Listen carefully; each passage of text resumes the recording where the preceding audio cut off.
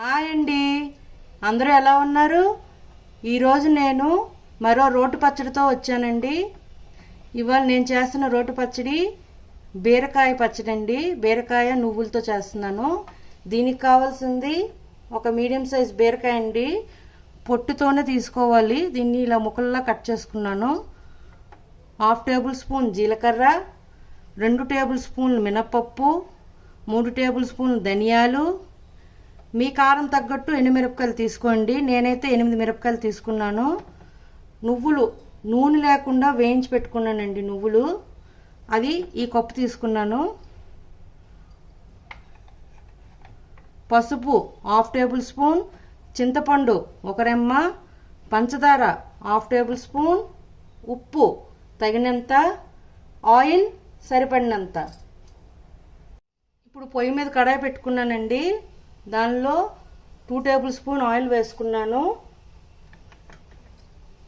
అది వేడెక్కిందండి. ఇప్పుడు దీనిలో మినపప్పు, ఆ మినపప్పు వేగాక లైట్ గోల్డెన్ కలర్ వచ్చేదాకా వేపుకున్నానండి.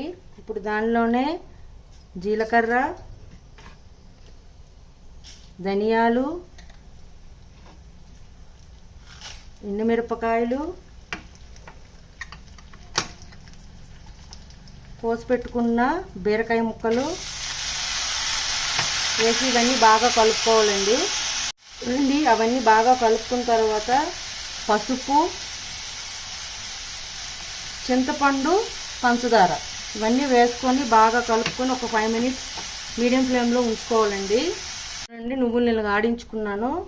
ఇప్పుడు దీంట్లో మనం ముందుగా కుక్ చేసి పెట్టుకున్న బీరకాయ ముక్కల్ని దీంట్లో వేసేస్తున్నాను. ఇది గ్రైండ్ చేశాక ఉప్పు సరిపోయిందో లేదో చూసుకోండి. సరిపోతే వేసుకోండి.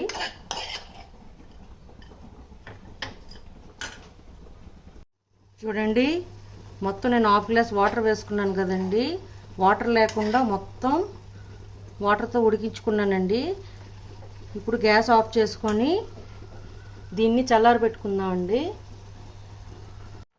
చూడండి, ఈ బీరకాయ చల్లారిపోయిందండి. ఇప్పుడు ఒక మిక్సీ జార్ తీసుకొని దీనిలో మనం ముందుగా వేయించి పెట్టుకున్న నువ్వుల్ని ఫస్ట్ గ్రైండ్ చేసుకోవాలండి. ఆ తర్వాత మనం ఇది కుక్ చేసుకున్న బీరకాయల్ని వేసి కచ్చాపచ్చాగా కొంచెం బరగ్గా గ్రైండ్ చేసుకోవాలండి. నేనైతే కొద్దిగా స్మూత్గా పేస్ట్ చేసుకుంటాను, ఎందుకంటే నాకు బరగ్గా ఇష్టపడదు.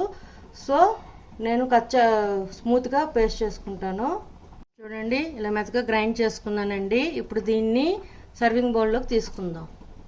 చూడండి, బీరకాయ పచ్చడి రెడీ అయిందండి. ఇప్పుడు దీన్ని వేడి వేడి అన్నంతో సర్వ్ చేసుకుంటే చాలా బాగుంటుందండి బీరకాయ పచ్చడి.